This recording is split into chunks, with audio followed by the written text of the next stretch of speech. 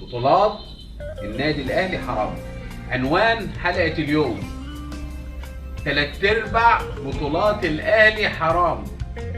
المفروض بقى ما يسميهاش بطولات النادي الاهلي، يسموها بطولات التحكيم المصري.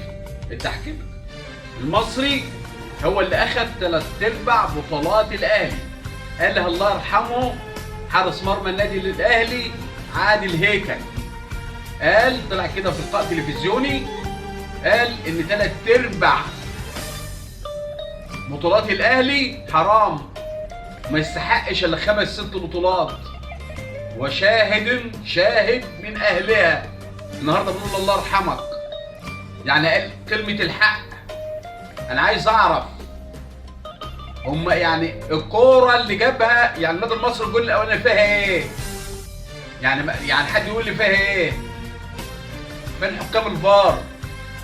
وجايبين حكام يعني تقال. هم كانوا بيجروا ولا الفار؟ حكام الفار ولا عمي ولا مش شايفين؟ حال الكره المصريه ما هيتعدل الا في حاله واحده، وانا قلتها وقعدت اقولها كذا مره: اتحاد كره اجنبي، حكام كوره اجنبي، تحكيم اجنبي. غير كده انسى ان الكره المصريه هتتعدل، ولا في حكم هيروح كاس العالم. ننسى كلنا، استحاله. لان بالطريقه دي الكره المصريه بصراحه خربانه، التحكيم خربان. بس كان كده الانديه تقعد تحط رجل على رجل، والاهلي ياخد الدوري والكاس وخلاص.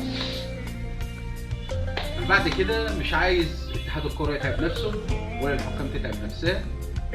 على طول كده اول ما الاهلي ينزل: يا جدعان الاهلي هيفوز النهارده، مش تحكيم.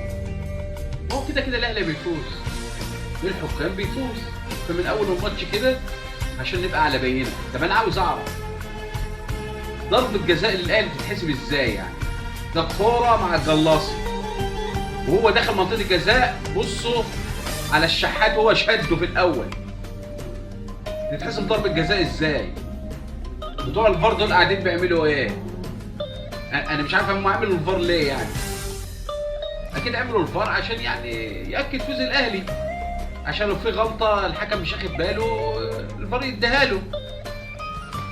كده الكره المصريه مش هتنفع بصراحه. كده التحكيم تحكيم فاشل وفاجر. وبعدين الحكم بيصفر بانتهاء المباراه، لعيبه الاهلي مبسوطه قوي، مبسوطه عليها. ده انتوا المفروض تطلعوا محروبين وجمهور الاهلي يطلع محروب. جول هدف 100% صحيح، يعني حاجه ما حصلتش، وبلان تتحسب كده ما تعرفش تتحسب كده منين، والاهلي فاز بالماتش. انا بقى عاتب على علي ماهر. المفروض خلاص اول ما تحسب الضربه جزاء خد في ايدك واطلع. خلاص، ما هو معروفه الاهلي هيفوز، ما هي خلاص معروفه. بالذوق بالعافيه الاهلي. هنا بقى انا بعتب على مستر كامل ابو علي. المفروض الماتش ده كان جاب حكام اجانب على طول كده، ما هي معروفه، اصل هي معروفه قبل الماتش، معروفه هيخلوا الاهلي يفوز.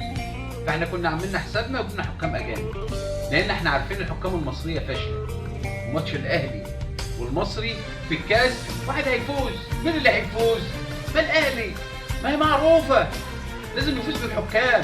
فاحنا عاملين حسابنا، مش مشكله مستر كامل كنت تدفع قرشين زياده وهات حكام، لان انت كده لازم هيخلوا الاهلي يفوز. وده اللي حصل، جول اتلغى، بلان تتحسب له، خلاص بقى خلاص. فالكره المصريه بجميع احوالها التحكيم المصري فاشل فاشل فاشل. بس النهارده بقى انا بشيد بلعيبه النادي المصري وبعلي ماهر، لعبوا مباراه كبيره. النهارده بقى بقول شابوه للعيبه النادي المصري، ادوا ما عليهم. والنتيجه انا يعني بقول نتيجه مش 2-1 للاهلي، ما النهارده النتيجه 2-0 للنادي المصري. يعني بعتبر النهارده النادي المصري اللي فاز 2-0. وبقول لعلي ماهر مباراه كبيره، اديت ما عليك رغم الهزيمه، وما بعتبرش هزيمه رغم التحكيم الفاجر، بس جماهير النادي المصري مبسوطه النهارده بلعبتها، يعني احنا فخورين بالفرقه النهارده. وفي النهايه بقول بطولات الاهلي حرام، بطولات الاهلي حرام، وحرام اللي بيعملوه الحكام في الكره المصريه. انتوا كده بتنزلوا التحكيم المصري في الارض قدام العالم كله. ويا ريت مستر كامل علي ياخد الفيديو ده ويبعته للاتحاد الافريقي عشان يشوفوا المهزله بتاعت الكره المصريه.